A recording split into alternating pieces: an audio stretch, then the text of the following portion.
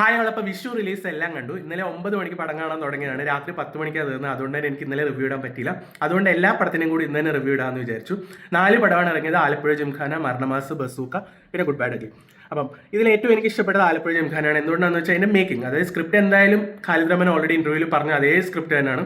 അതിൻ്റെ മേക്കിങ്ങിലും അതിൻ്റെ cinematography, editing ആയിക്കോട്ടെ, BGM, കട്ട്സ്, പിന്നെ നാച്ചുറൽ ഹ്യൂമർനെസ്ലിൻ്റെ ഇതെല്ലാം കൂടി ചേരുമ്പോഴത്തേക്ക് ഒരു കംപ്ലീറ്റ് പാക്കേജ് ആയിരുന്നു. എനിക്ക് നന്നായിട്ട് നല്ലോണം ആസ്വദിച്ച് കണ്ടൊരു മൂവിയായിരുന്നു. അത് കഴിഞ്ഞ് പിന്നെ എനിക്ക് ഇഷ്ടപ്പെട്ടത് മരണമാസ് അത്യാവശ്യം ഇതുപോലെ ഒരു ഡാർക്ക് ഹ്യൂമർ ടൈപ്പാണ്. കുറേ റീൽസിൻ്റെ ഒക്കെ റെഫറൻസും ഒക്കെ വെച്ചിട്ട് നല്ല രീതിയിൽ മേക്ക് ചെയ്ത ഒരു 1 നൈറ്റിൽ നടക്കുന്ന ഒരു സംഭവം. അത് നല്ല രീതിയിൽ എക്സിക്യൂട്ട് ചെയ്തിട്ടുണ്ട്. എനിക്ക് അതും അത്യാവശ്യം ഇഷ്ടപ്പെട്ടു. പക്ഷേ ജിംഖാനയാണ് എനിക്ക് കുറച്ചുകൂടെ ഇഷ്ടപ്പെട്ടത്. പിന്നുള്ളതാണ് ബസൂക്കനെ പറ്റി പറഞ്ഞു കഴിഞ്ഞാൽ ഒരു ത്രില്ലർ മൂവിയാണ് അവർ ഉദ്ദേശിച്ചത്. പക്ഷേ അത് എക്സിക്യൂട്ട് ചെയ്ത് വന്നപ്പോൾ പല പല പാളിച്ചകൾ അവിടെ ഇവിടെയൊക്കെ വന്നു. ലാസ്റ്റ് 20 മിനിറ്റ്സിലെ റെവലേഷനും ഒരു ട്വിസ്റ്റും കാര്യങ്ങളൊക്കെ കൊള്ളായിരുന്നു. എന്നാൽ കൂടി ഫസ്റ്റ് ഹാഫിലുള്ള ട്വിസ്റ്റൊക്കെ ഭയങ്കര പ്രെഡിക്റ്റബിൾ ആയിരുന്നു. പിന്നെ അതിൻ്റെ സ്പൂൺ ഫീഡിങ് കാര്യങ്ങളൊക്കെ വെച്ച് അതിൻ്റെ എക്സിക്യൂഷൻ മൊത്തത്തിൽ പാടും. പിന്നെ BGM ഒക്കെ ഭയങ്കര ഷോക്കായിരുന്നു. മമ്മൂട്ടിക്കാണെങ്കിൽ കുറച്ച് സ്ക്രീൻ സ്പേസേ ഉള്ളൂ. ആ സ്ക്രീൻ സ്പേസ് തന്നെ പുള്ളിക്കൊന്നും ചെയ്യാനില്ല. അമ്മാതിരി ഒരു പടമായിപ്പോയി. അതുകൊണ്ട് തന്നെ ഒരു ഇമ്പാക്ട് കുറഞ്ഞു തോന്നിയത് ബസൂക്കായിരുന്നു.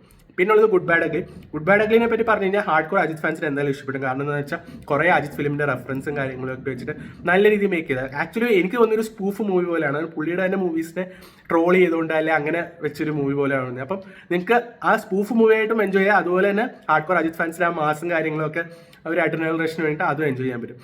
അപ്പം ഈ വിഷു റിലീസിൽ ഏറ്റവും വലിയ കാര്യം എന്താണെന്ന് വെച്ചാൽ ഒന്നും പോലും ബിലോ ആവറേജ് പോയിട്ടില്ല. എല്ലാം ഒരു വാച്ചബിൾ രീതിയിലെങ്കിലും മെയിൻറ്റെയിൻ ചെയ്തിട്ടുണ്ട്. അതുകൊണ്ട് തന്നെ നിങ്ങൾക്ക് ഇഷ്ടമുള്ള ജോണർ സെലക്ട് ചെയ്ത് നിങ്ങൾക്ക് തിയേറ്ററിൽ പോയി കാണാവുന്നതാണ്.